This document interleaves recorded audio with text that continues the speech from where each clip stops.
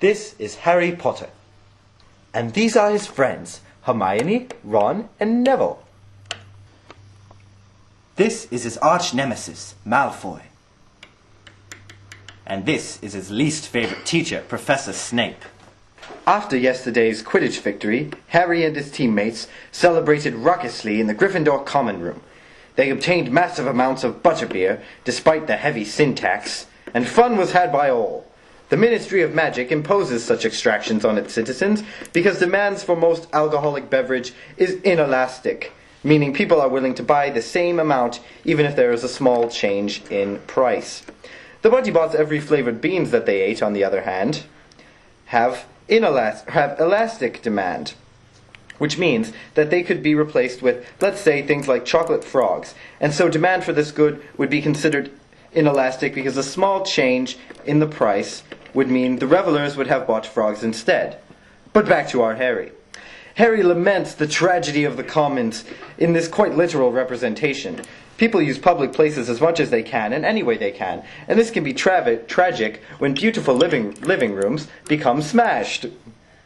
He saunters off to breakfast by the ever-bickering Hermione Granger and Ron Weasley. Wait for us! Wait for us, Harry! Wait for us, Harry! Quit pushing! I'm not pushing! Everyone stop pushing! Let's sit down. They sit down to breakfast and enjoy sausage, omelettes, scones, and other such morning delights. After they had been eating for a few minutes, Harry noticed something strange happening on the face of his friend Ron. As Ron's plate magically refilled itself again and again, and as Ron continued to gorge, the look on his face became less and less stupidly happy and more perturbed. Ron, what's wrong? It seems as though the more I eat, the less I seem to getting out of the experience. Well, Ronald, if you had done your homework, you would know that it is because of the law of diminishing marginal utility. The more of any activity a person does, the less satisfaction received from it. What you need to do is decide when the marginal benefit meets the marginal cost and creates equilibrium. This means you need to stop eating when you aren't getting anything out of it anymore. I think I've reached that point with you, Fresh Hermione. Why don't you go screw a house up or something? After breakfast, the trio went on their way to Transfiguration class. On the way, they passed Harry's arch-nemesis Draco Malfoy, and a duel soon ensued. Many hexes and curses were exchanged, when Neville Longbottom unwittingly found himself caught in the magical crossfire. A particularly nasty spell hit Neville square in the chest, and he fell to the floor, covered with pulsating sores. Unfortunately for Neville, he was a negative externality, an economic side effect that affects someone who is neither the consumer nor the producer of the good. On the bright side, when Professor McGonagall came to see what the dreadful commotion was outside of her classroom, Harry turned around mid-spell, mispronounced it, and a chest of gold suddenly appeared in McGonagall's arms. Hooray! A positive externality!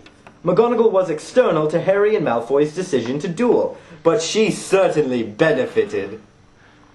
After Neville had been transported to the infirmary, and the rest of our group had finished their transfiguration lesson with an unusually cheerful McGonagall, they all headed down to the dungeons for a potions lesson. Close up on Snape.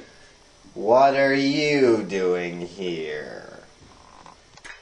We go to school here. Oh, yes.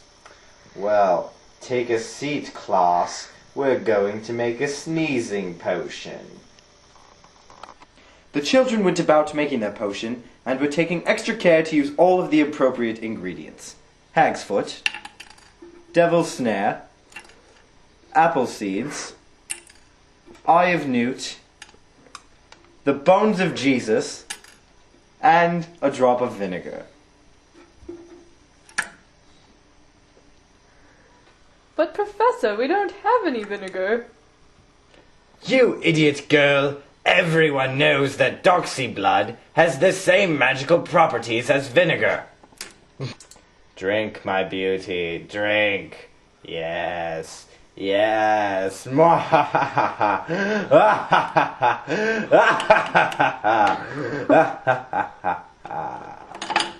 Yes, that's right.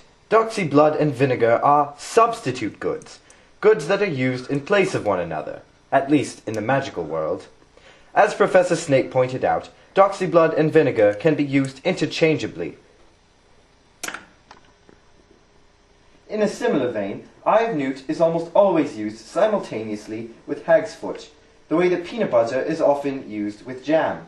This makes these two things complementary goods, and often makes for quite a powerful sneezing potion. Harry? Yes, Professor? Oh no! Achoo! Achoo! Achoo! Achoo! Achoo! Achoo! Achoo! Achoo! Achoo! Achoo! Achoo! Achoo! Achoo!